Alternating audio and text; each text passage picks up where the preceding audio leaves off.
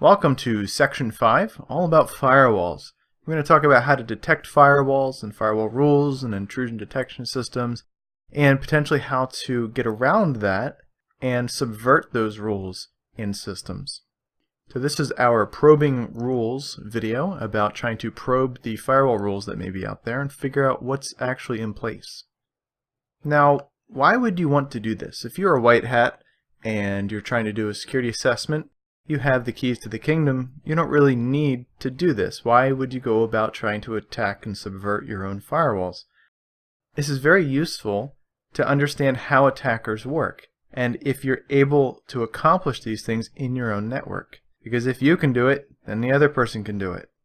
So we have a couple ways of detecting firewall rules. If we happen to know that there's a firewall in place between us and our target, or the great likelihood that there's a firewall in place, we can use something such as the TCP SYN scan. Now we've talked about this, but it also applies to firewall rules. So as I mentioned, the RFC for TCP requires a reset bit to be sent back to any unexpected connections. So when it does that, the system, whether it's the actual system or a firewall in between us, will consider that a closed port. So if we are able to accomplish a TCP handshake with our target with that specific port, then we know that that's allowed through the firewall. If we get a TCP reset in response, then we know that it has indeed gone through the firewall as an allow rule, hit the system that we are targeting, but then the port was closed, so the system sent back a TCP reset. So that way we can realize that there's a firewall allow rule for that specific connection.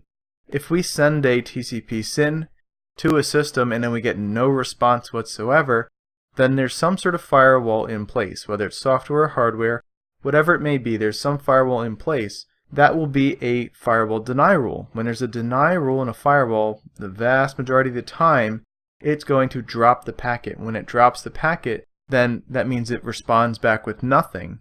And so we call that a filtered port. So if we get no response back, then most likely there's a firewall of some kind that's blocking that traffic and dropping the packets. We can also use TCP ACK. Now this is a harder method for firewalls to block.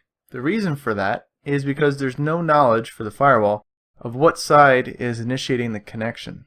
If it's taking a look at just the header information in TCP, it sees an acknowledge go through. It doesn't know who is acknowledging what. And as I mentioned, TCP requires a reset for unexpected connections. It doesn't have to be a SYN. It could be an ACK packet acknowledging a connection that doesn't exist so that we are hoping to receive a reset back from.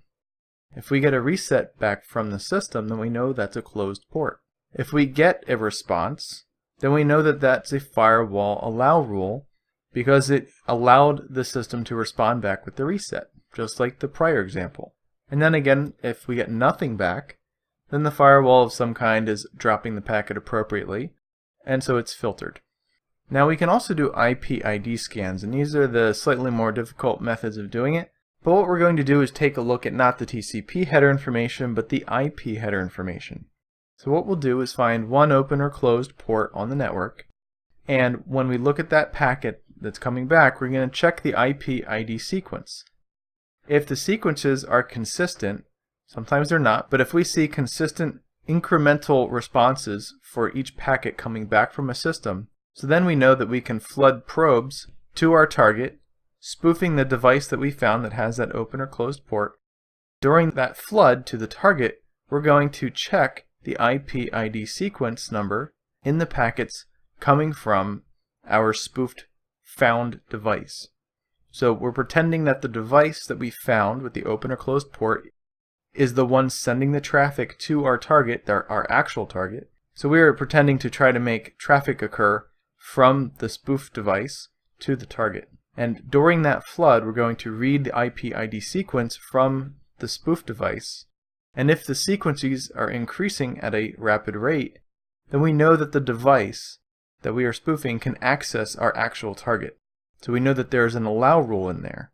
If we're not getting a rapid increase with all these packets that we're blasting out, if the IP ID is not increasing rapidly, then most likely it's just increasing slightly here and there when it's sending an additional packet to try and pull for something, but the device cannot access the target. So we're really looking at that IP ID sequence number to see if it rapidly increases. If it does, great. If not, we have to find another system. So those are 3 ways that we can use to determine potential firewall rules. Now there's other things that could be going on in the network. There's other configurations that could be occurring, so it's not perfect. We're not going to get an output that says, yes, these are the firewall rules of the firewall in question in front of us. This is a perfect export. We're really just probing and trying to deduce things. But you can deduce some of this information based on the TCP and IP information.